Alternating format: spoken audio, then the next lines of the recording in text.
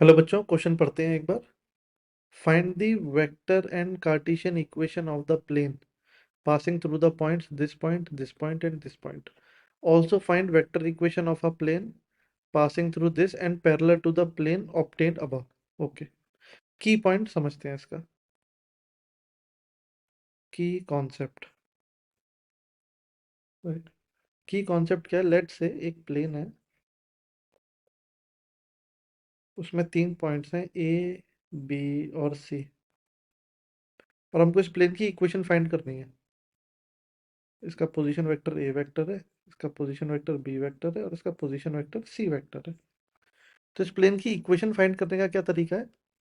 हमको प्लेन की इक्वेशन के लिए क्या लिखना है? R dot n is equal to a dot n. N मतलब नॉर्मल वेक्टर। एन क्या लिखना है? Normal vector. ये होती है प्लेन की इक्वेशन। एन कैसे आएगा? एन आएगा ए बी क्रॉस ए सी करके। ये रहा पहला की कॉन्सेप्ट। दूसरा की कॉन्सेप्ट क्या है? Let's say there are two planes, a x plus b y plus c z is equal to d one, और दोनों पैरेलल प्लेन्स हैं, तो a x plus b y plus c z equal to d two होगा।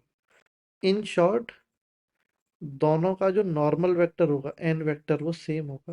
दोनों का normal vector क्या होगा? Same होगा। इनफैक्ट जो नॉर्मल वेक्टर होता है, नॉर्मल वेक्टर को हम कैसे लिख सकते हैं?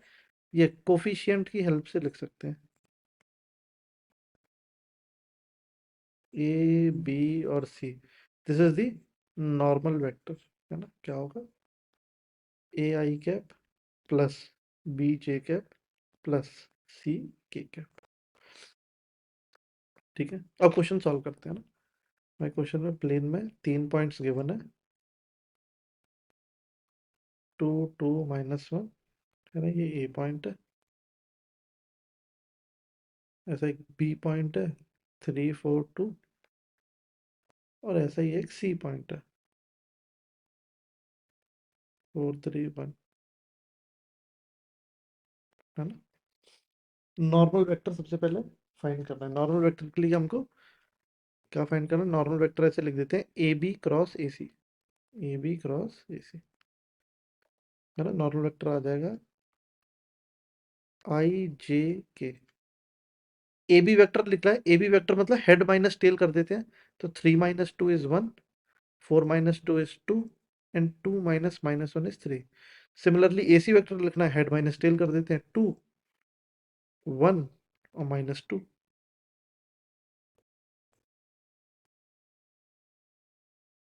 मैंने गलत लिख दिया क्या? हाँ, ये गलत लिख दिया है।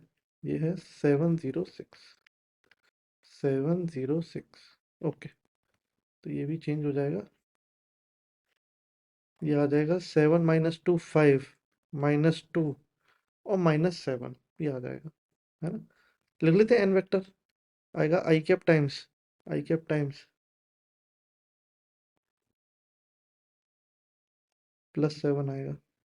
आई कैप टाइम्स 14 + 6 माइनस जे कैप टाइम्स, जे कैप टाइम्स 7 -15 प्लस के कैप टाइम्स -2 -10। तो यहाँ से एन वेक्टर आ गया हमारे पास 20 i cap minus plus 8 j cap minus 12 k cap, है ना? अब इसकी इक्वेशन लिख देते हैं, वेक्टर इक्वेशन लिख देते हैं।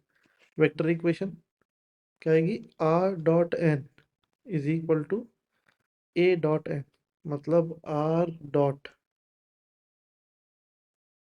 20 i cap plus 8 j cap minus 12 k cap is equal to, है ना, 20 i cap plus 8 j cap minus 12 k cap N dot A, है ना? ए वेक्टर कितना है? 2 आई कैप प्लस 2 जे कैप माइनस के कैप, राइट, है ना? ये सही लिखा मैंने।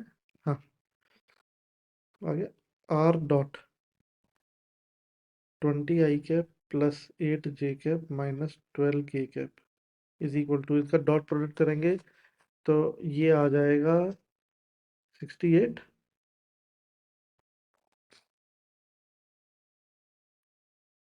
40, हाँ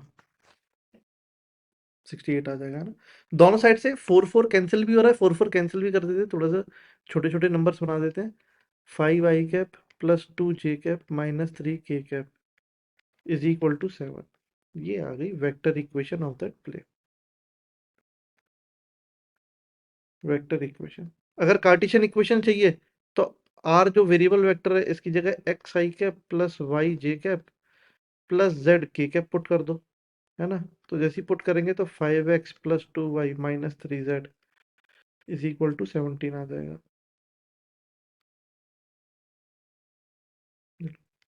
ये भी आंसर आ गया, कार्टेशियन इक्वेशन आ गई। Cartesian equation. और क्या पूछा है, एक और क्वेश्चन है। Find the equation of plane passing through 4 3 1 and parallel to the plane obtained above. उसकी वेक्टर इक्वेशन चाहिए। वेक्टर इक्वेशन चाहिए न्यू प्लेन की। न्यू प्लेन के बारे में बात कर लेते हैं।